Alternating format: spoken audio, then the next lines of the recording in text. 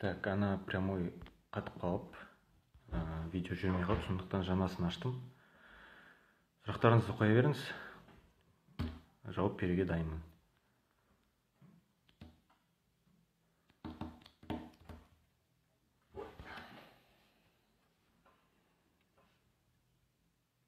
Дауысы барлығы жақсы естіліп тұр ғой да? Жазып жіберсеңіз.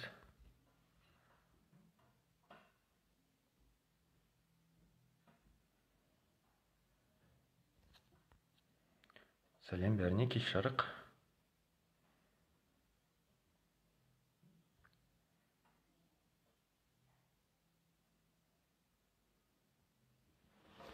Рахмет.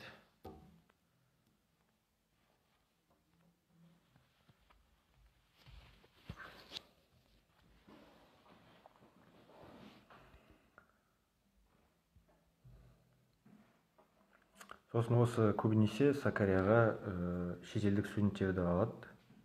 Өйткені былай жалпы Түркия бойынша Сакария университетінде ең көп шетелдік студенттер оқитын университет болып саналады. Былай 100 мың студент оқиды, кем дегенде. Оның ішінде 5-6 мыңы осы шетелден келген студенттер. Сондықтан Сакария университетіне басқа университеттерге қарағанда түсуге шанс көбірек.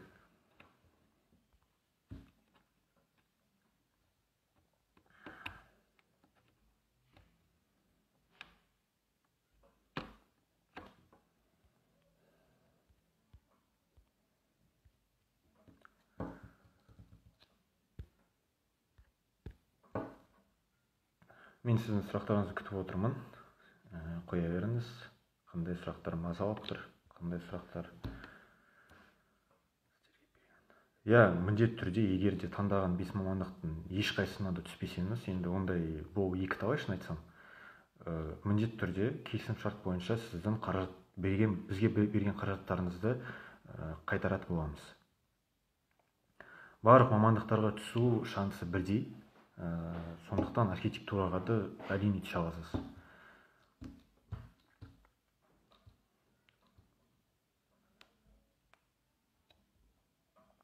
Бірінші жыл айтқанда түрік тілін оқисыз. Түрік тілінде өзі 5 деңгейге бөлінеді.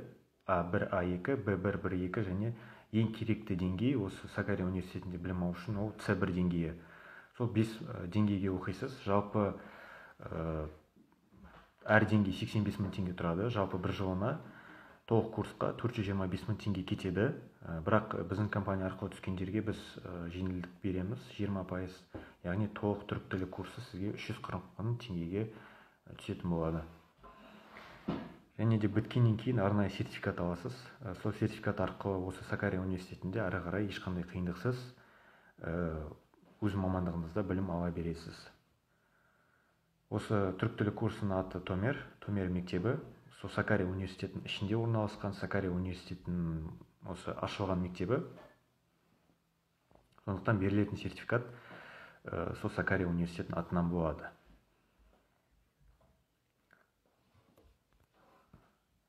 Сол Сакария университетінде жалпы 80-дей қазақ оқиды. Әр жыл сайын 20 студенттей ауысу бағдарламасы арқылы келіп тұрады. Ақтөбе, Қызылорда қалаларынан сол бір семестрге оқып кетеді. Сондықтан қазақтар өте көп. Әрдайым әр жыл сайын тәуелсіздігімізді тойлаймыз. Осы жақында 2019 жылы 6 желтоқсан күнінде ең бірінші Түркияда құрылтай өтті. Сакария қаласында барлық қалалардың қазақстандық студенттер келді. Бірге тойладық. Астанадан шабыт оркестрі келді. Алматыдан Сәкен Майғазиевтің шығармашылық мектебінің оқушылар келді. Сондай әрдайым мерекелерді ұйымдастырамыз. Өзіміздің мемлекетімізді, халқымызды таныстыру үшін. Туризм мамандығының бағасы бір жылына 130 мың теңге. Халықаралық қатынастар мамандығына жылына қанша орын беріледі? Орын алуға документтерді ерте немесе кеш тапсыруға байланысты ма? Енді оны университет шешеді. Бізге өкінішке орай ондай ақпарат берілмейді. Сондықтан орын алуға документтерді ерте немесе кеш оған байланысты емес. Өйткені университет өзі шешім қабылдайды қанша студент алады екенін. Осы мен өзім Жұбанов, Ақтөбедегі Құдайберген атындағы Жұбанов университетінен ауысып келгем. Осы бір жылы Сакария университетінде, бір жылы Анкарада оқыдым. Ақтөбедегі Жұбановтан, Қызылордадағы Қорқыт Ата университетінен келеді. Және Атыраудағы, қателеспесем, Сәтбаев университетінен де келгенмін осы жылы.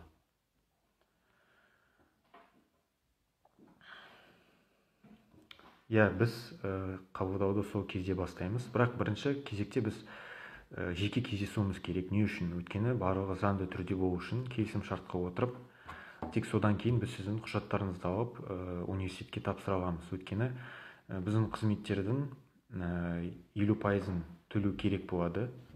Сізден бізге кепілдік болу үшін, ертең түспей қалдым, түскім келмей қалды деген заттар болмас үшін бізге сондай кепілдік болу үшін жартысын төлеуіңіз қажет болады. Қалған жартысын университетке түсті деген қағаз келгеннен кейін қалған жартысын аударасыз да оқу басталған уақытқа самолетке билет алып уже жолыңызға дайындала бересіз. Түркия буrsаларына түскенде қандай кеңестер бере аласыз? Қандай кеңес берейін? Шын айтайын, ол лотерея. Әркім түсе бермейді, өйткені бүткіл Қазақстанға 200 грант бөлінеді тек. Және де оған грант ұтып алу үшін барлық бағалар 5 болу керек. 5 болса шансыңыз көп. Және де ентіңізді жіберсеңіз енді нәтижелерінің тоже шанс көп. Бірақ осы көбінесе бағаға қарайды. Сондықтан баға жағын дұрыстаңыз. Международный логистика факультетінде ең негізгі білуі керек пәндер қандай? Маған жеке жазып жіберсеңіз, осы Instagram парақшасына немесе WhatsAppқа мен сізге барлық пәндер тізімін жіберетін боламын. Осы рахаты бір жағы, әр мамандықтың қандай пәндер оқитынын барлығы жазылып тұрады университет сайтында. Соны қарай аласыз, қандай пәндер. Сосын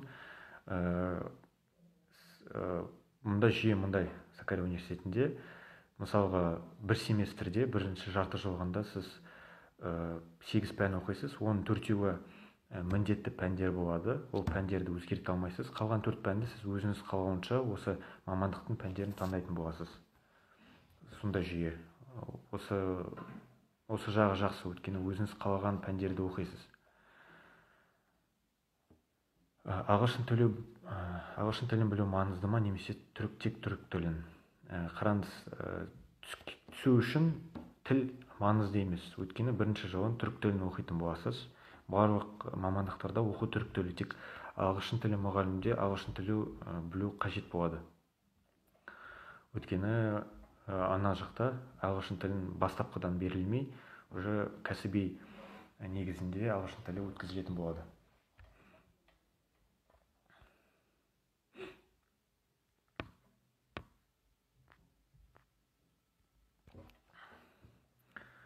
Және де көбінесе қойылатын сұрақ жатақхана мәселесі. Енді мен өзім Сакарияда жеке меншікті жатақханада тұрғам, айына 30 000 теңге төлегем. Енді біздің жатақхана қарағанда жетпейді, деңгейлері өте жоғары. Егер Түркияда демалып қайтсаңыз, жағдайлары отельге ұқсайды. Өйткені сіздің орныңызға бөлмеңізді жинайды, сіздің орныңызға кіріңізді жуады. Өз төсек киімін аптасына 2 рет ауыстыра аласыз. Және де былай қарағанда көбінесе сол жатақханалардың ішінде іс-шаралар өткізілетін болады. Өйткені осы шетелден студенттер келген, түрік студенттер бір-бірімен араласып, танысу үшін осындай іс-шара өткізілетін болады жатақхана ішінде. ЕОС арқылы түскендер бар ма? Енді мен айта алмаймын, өйткені көбінесе түскендер аттестатпен түсті Сакария университетіне, және Түркия бурсалары бағдарламасы арқылы. ЕОС арқылы түскендер өте аз, өйткені осы Сакария университеті ЕОСқа хабарландыру айтылған, ол хабарландыруда Қазақстанда өткізілетін хабар жоқ. Сондықтан ЕОС арқылы жаққа түсе алмайсыз.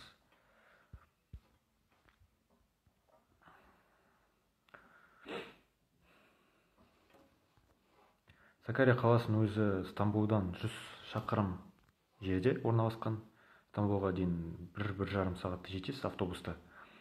Егер де ертең демалыста қыдырып қайтқыңыз келсе, киім алғыңыз келсе, сол жағы ыңғайлы. Және де Анкара қаласынан да жақын орналасқан. Білетіңіздей, Анкара қаласы осы Түркияның астанасы. Универде ағылшын тілінде оқуға бола ма, оған қандай тест тапсыру керек? Ағылшын тілінде емес оқу, практически барлық мамандықтар түрік тілінде болады. Өйткені түрік тілінде оқу бағасы арзан, ағылшын тіліне қарағанда. Сонда Сакарияға IELTS міндетті емес па? IELTS міндетті емес, өйткені біз сізді тек аттестатпен немесе колледжден кейін дипломмен түсіретін боламыз бакалавриатқа. От и до сіздің жұмысыңызды айтып берсеңіз. Ең бірінші, ең маңыздысы, сіздің оқуыңызға түсуіңізге 100% кепілдік береміз, яғни оқуға түсіретін боламыз. Одан кейін сіз бізге барлық тапсырған құжаттарды біз өзіміз реттеп, өзіміз университетке жіберетін боламыз. Сосын сол университеттен келген ресми хатты сізге жібереміз, осы оқуға түсті деген. Одан кейін барлық сіздің келетін жолыңызды, күтіп алатыныңызды барлығын санап, барлығын жоспарлап қоямыз. Яғни ертең Стамбулға келгеннен кейін сізді күтіп аламыз міндетті түрде. Сізбен бірге Сакария қаласына келеміз. Сакария қаласында сізді жатақханаға орналастырамыз. Одан кейін осы университеттегі университет картасын алу керек болады. Университетке тағы да оригинал құжаттарды тапсыру қажет болады. Соның барлығын біз сізге көмектесіп қасыңызда жүретін боламыз. Содан кейін ең маңыздысы виза алып береміз, виза алуға көмектесеміз, және де медициналық сақтандыру. Сосын осы біздің бір бонусымыз, осы біздің компания арқылы түскен студенттерге біз Каппадокия қаласына, әзірше сол қалаға жоспарлап отырмыз, саяхатты ұйымдастыратын боламыз, тегін. Сол біздің қызметтеріміз. Тағы да енді ата-аналарыңызда байланыста болатын боламыз, өйткені сіздің оқу үлгеріміңіз туралы отчет беріп, егер қаласаңыз, әрине. Сол жағы енді барлығы қарастырылған. Енді қараңыз, барлығы өзіңізге байланысты. Өзіңіз сол мамандықты қалай алып кетесіз, өзіңіз қалай жұмыс тауып аласыз, өзіңізді қалай таныстырасыз, қалай көрсетесіз, соған байланысты. Сол Сакария университетінде диплом алып, любой жұмысқа кіре аламын десеңіз, жоқ, әрдайым ол үлкен шаруа. Енді басқа университеттерге қарағанда, мысалы Қазақстанмен салыстырғанда, міндетті түрде екеуін салыстырғанда Түркия университетінің дипломын алады. Бірақ айтқанымдай, күшті бір жұмысқа тұрғыңыз келсе, барлығыңыз өзіңіздің қолыңызда. Химия мамандығы магистратурада жоқ. IELTS и аттестатпен түсу айырмашылығы қандай, әрқайсысының қандай артықшылықтары бар? IELTS ол ябанжы öğrenci сынабы, яғни ол тест. Ол тесттен өту үшін кем дегенде 60 балл алу қажет болады. 100 балдан сол тест арқылы да басқа университеттерге түсе аласыз. Оның артықшылығы, енді ол тест платный, қателеспесем 20 000 теңге төлеп Қазақстанда өте аласыз, бірақ көп университеттер Қазақстанда сол IELTS тестін өткізбейді. Аттестатпен түсу өте оңай, тек тапсырасыз, ешқандай емтихан тапсырмайсыз, оқуға түстіңіз ба, түстіңіз, келесіз да оқи бересіз, болды. Жоқ, Сакария университетінде, жалпы Сакария университеті осы бір жыл бұрын екі университетке бөлініп кеткен, бірақ барлығы бір жерде орналасқан, яғни бөлінсе де бәрібір бір университет секілді жұмыс істеп жатыр. Ол Сакария университеті және Сакария қолданбалы ғылымдар университетіне бөлінген. Бірақ барлығы бір жақта, барлығы бірдей, барлығы ешқандай айырмашылығы жоқ, шын айтсам. Аттестатпен тек кейбір ғана мамандықтарға түсуге болады деп естігем. Енді аттестатпен көбінесе тек қана медицина мамандығына түсу қиын, басқа мамандықтарға түсуге болады.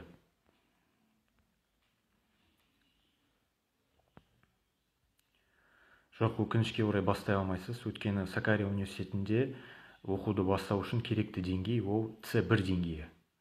Сол деңгей алмай сіз оқуды бастай алмайсыз. Және де Сакария университеті, біз бірінші сізді оқуға түсіреміз. Оқуға келгеннен кейін Түркияға сіз түрік тілінен деңгей анықтау үшін тест тапсыратын боласыз. Сол тест арқылы сізді қай топқа оқитыныңызды анықтайды.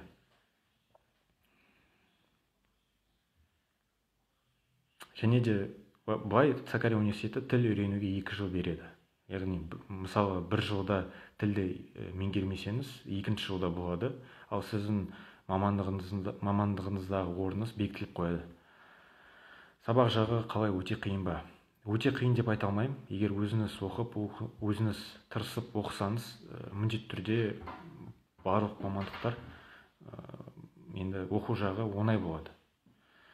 Айтқандай, барлығы өзіңіздің қолыңызда оқысаңыз, ешқандай қиындық туғызбайды. Жалпы оқығаннан кейін Түркияда жұмыс жасап қалуға шансы бар ма? Я, әрине.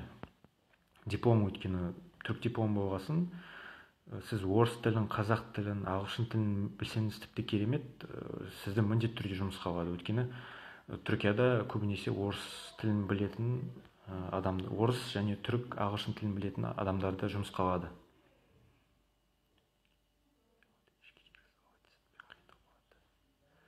Яғни ЕОС-тан өтсе кез келген универге түсе алады, еш кедергісіз, ал аттестатпен қиындау болады.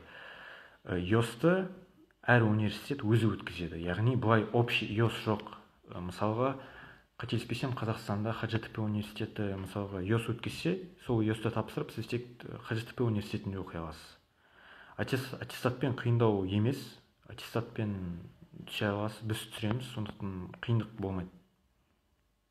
Тамаққа, үйге және тағы басқа орташа қанша ақша кетеді? Егер де жатақханада тұрсаңыз, айына 35 мың теңге тұрады. Осы орташа есеппен бағалар. Ішінде 2 мезгіл тамағы болады, бөлмеңізді жинайды, кіріңізді жуады, ал бір бөлмеде 4 адам отыратын болады. Егер де пәтер жалдап тұрғыңыз келсе, мысалға Сакарияда студенттік үйлер бар, осы пәтер сияқты 2 бөлмелік, 2 кровайты бар бір бөлмеде, ол айына 60 мың теңге тұратын болады. Ішінде интернет, коммунальный услуга, автобус уже кіріп тұрады. Яғни ішінде техника мен мебель болады. Ал бұлай азық-түлікке айына 20-30 мың теңге кететін болады. Бірақ егер де 2 бөліп төлегенде, әрине пәтер ыңғайлы болады, өйткені қай уақытта келесің, қонақ шақырғың келсе шақырасың, сол жағы енді ыңғайлы. Бакалавриатты 4 жыл оқи ма, бәрінде немесе 3 жылға қысқартып оқуға бола ма? Жоқ, ондайды бірінші рет естіп тұрмын. Ешқандай елде ондай ереже жоқ. Бакалавриатты сіз 4 жыл оқисыз, және бірінші жылыңыз түркше, яғни жалпы 5 жыл. Я, біздің компания арқылы студенттер оқуға түсті. Осы жылы енді ашық түрде компания ретінде жұмысымызды осы жылы бастағасын біз қыста ашылдық. Сондықтан қыста тек төмерге түсіріп бердік. Студенттерді енді осы жылы өз мамандықтарына түсетін болады. Бірақ ол студенттер уже қазіргі таңда төмер оқып жатыр. Олардан да интервью алғанбыз. Біздің Instagram парақшамызда IGTV кнопкасын бассаңыз, барлық интервьюлар шығады.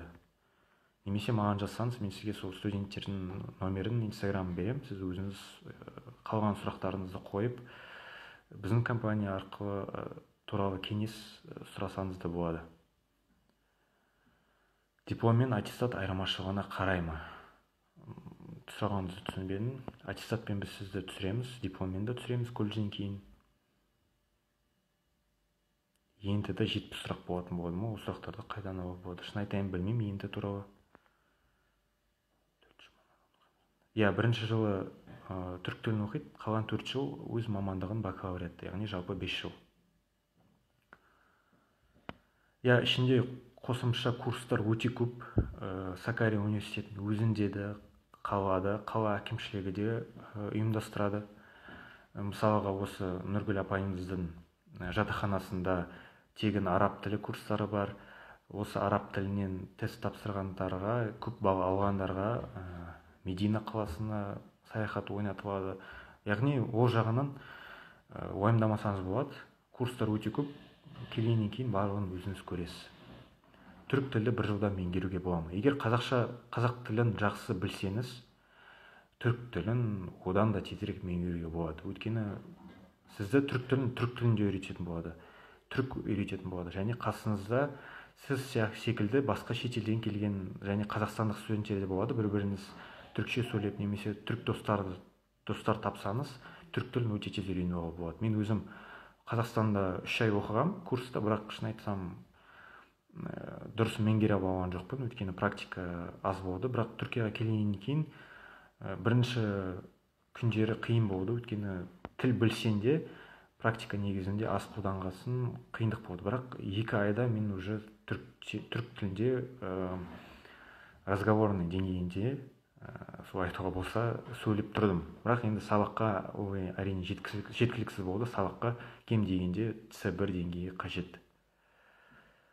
Бағалар өзгерді ме, әлде қалды? Мамандықтардың бағалары қалды. Тек виза бағасы шамалы өсті. 20 лираға қазір 110 лира болыпты, 7000 теңге. Қалған барлығы мамандықтардың бағалары қалыпты түрде тұр. Мен грантта оқып келдім. Мен өзім Қазақстанда оқығам. Қазақстанда бірінші курсықта Ақтөбедегі Құдайберген Жұбанов атындағы университетіне түскем. Сол жақта 1 жыл оқып, сол университет арқылы Милана бағдарламасына документ тапсырып, Түркияда ауысу бағдарламасы арқылы, осы Милана бағдарламасы 2 жыл грантта оқып қайттым. Сіз былай, егер де мен сияқты істегіңіз келсе, 1 жыл Қазақстанда оқисыз, 2-ші, 3-ші жыл Түркияда оқуға болады, және 4-ші жылды қайтадан Қазақстанға келіп, бірақ Қазақстан дипломын аласыз. Сол жағы енді қиыншылық Түркияда оқысаңыз да, бірақ былай тәжірибемен алмасу аясында болып жатқасын күшті бір мүмкіндік. Басқа курстар ақшамен ба, тегін ба? Бұл айтайын, тегін курстар да бар, ақша курстар да бар, бірақ көбінесе курстар тегін. Өйткені студенттер үшін көп мүмкіндіктер жасалғасын, әрине тегін болады ол нәрселер.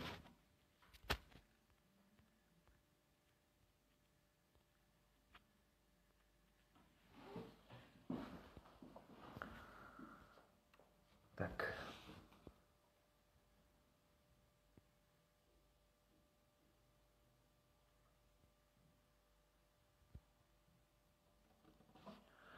Мен международный логистика жағына түскім келеді, но математика жағынан нашармын. Сол барғасын түрік тілін үйрену кезінде сол жақта қосымша математика курстар болса, соған қатысам жетсем деп едім. Я, қатыса аласыз. Математика курстары да болады.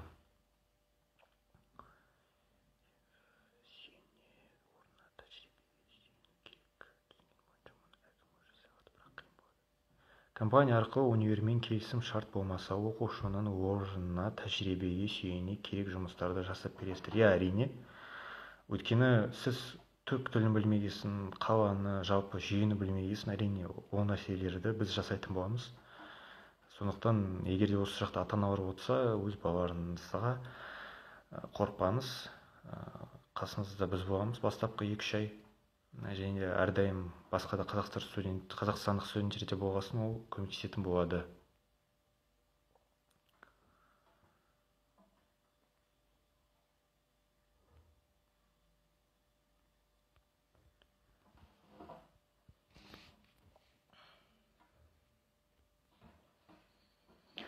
Тағы да қандай сұрақтарыңыз бар, қоя беріңіз. Тікелей эфиріміз 1 сағаттай болып қалды.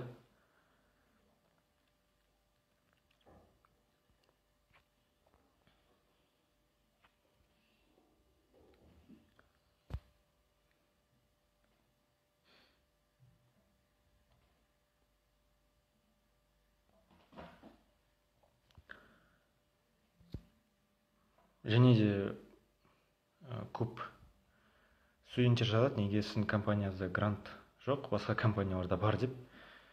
Біз өзіміз енді Түркияда оқып келгесін, көп адам жолымызда кездескесін, барлық жалпы жүйені білгесін, сізге айтатыным, ешқандай грант, сізге ешқандай компания кепілдік бере алмайды. $1000, $2000 төлесеңіз де грантты тек қана Түркия бурсалары бағдарламасы арқылы өте аласыз. Басқа ешқандай мүмкіндік жоқ. Сол жағына басқа компанияларға сенуіңіздің қажеті жоқ. Өйткені өзіңізге бір өзіме осыны естігенде бір күлгім келеді. Өйткені бұл болмайтын жайт. Если Түркияға оқимын дегенде жиналса, барлығын жинап, бір алып кетесіздер ма, или бөлек пе?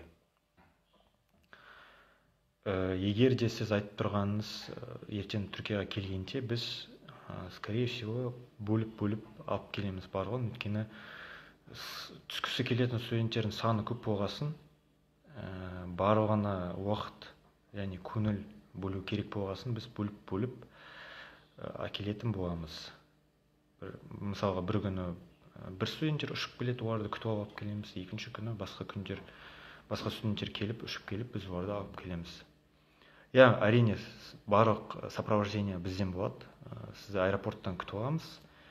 Сізбен бірге автовокзалға барып, автовокзалдан Сакарияға бірге баратын боламыз. Және Сакарияға келгеннен кейін сізді жатақханаңызға орналастырып, уже келесі күндері кездесіп, тек университетке қатысты құжаттармен жүретін боламыз сіздің қасыңызда.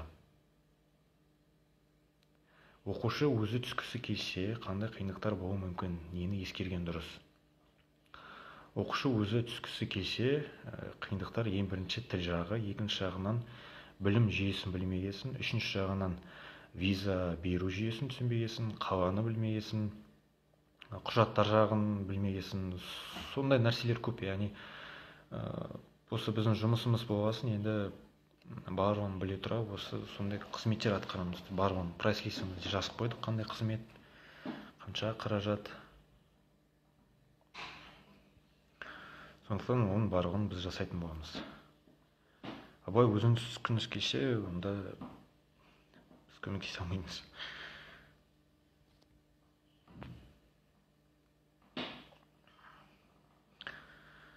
Тағы не туралы айтайын?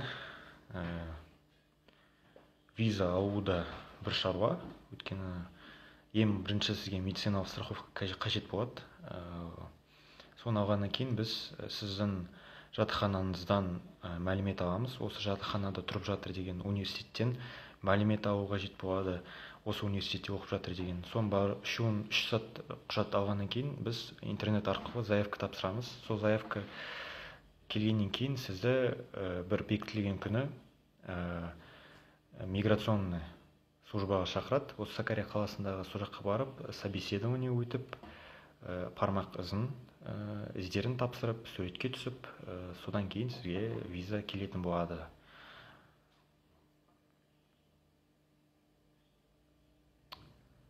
Мына бір қалаға тегін экскурсия дедіңіз ғой, Каппадокия дедіңіз бе, ол Түркияның қаласы ма, және оны қай уақытта апарамыз деп отырсыздар жалпы. Ол Каппадокия туристік бір қала, және де қазіргі таңда айттым, бірақ әлі жоспарлап отырмыз. Мүмкін басқа қалаға барып қалатын шығармыз. Сондықтан нақты ештеңе айта алмаймыз. Қазір карантин болып жатқасын, барлығы белгісіз болып жатқасын, нақты ақпарат ертең оқу басталғанға қарай, уақытына қарай біз жариялайтын боламыз. Демалыс қай уақыттарда болады? Бірінші жылы түрік тілін оқу жылы болғасын, бірінші жылы демалыс сізде тек жазда берілетін болады. Яғни қыста жаңа жылға орай тек 1-2 күн көп болса беріледі. Қалған күндері демалыс берілмейді. Өйткені түрік тілі күніне 5 сағат күніне, аптасына 5 рет болатын болады. Түрік тілін тезірек меңгеру үшін сондай демалыссыз өткізілетін болады. Қалған 4 жылыңыз, яғни бакалавриат оқып жатқанда, сізге осы жаңа жылдан кейін демалыс болады. 2 апта, сол 2 апта ішінде сіз Қазақстанға барып қайта аласыз, немесе Түркияда қала берсеңіз де болады. Меморалық мамандығының қаржысы қанша? Маған жеке жазсаңыз, мен сізге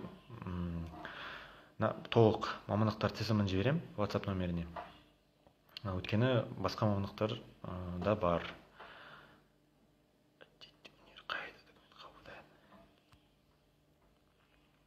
Аттестатпен әдетте универлер қай айда документ қабылдайды? Жаз айында. Сәлеметсіздер ме, медициналық общий түсіре аласыз ба? Осы 12 адам көріп жатыр. Айтайын, медицинаға Түркияға түсу өте қиын. Түсіп жатқан студенттер, олар грант арқылы Түркия бурсалары программасы арқылы түсе алады. Бірақ одан да шанс аз, өйткені Түркия халқы жалпы медицинаға шетелдік студенттерді көп жолатпайды. Сондықтан тек акушерство мен медицина мамандығына ақылы түрде түсе аласыз. Ал бұлай общий медицинаға, стоматология, хирургия деген ешкім сізді түсіре алмайды. Иә, 5 күн оқиды Қазақстандағыдай. Ол түрік тілі сабағы күніне 5 сағат болатын. Ал бұлай жалпы оқуыңыз таңдаған сабақтарыңызға қарай болатын болады.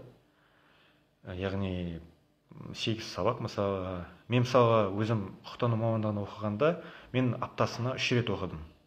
Өйткені пәндерім 3 күн қатарына болып, күніне 3-4 сабақтан өткізілгесін мен тек қана аптасына 3 рет оқыдым. Қалған 4 күнімді мен демалдым. Енді таңдаған пәніңізге белгілі болады. Өйткені мұғалімдер әр пәнде мұғалімді таңдайсыз, әр пәнде өткізілетін уақытын таңдайсың. Өйткені сабақтар бір-біріне қарсыласпау үшін таңдайтын боласыз.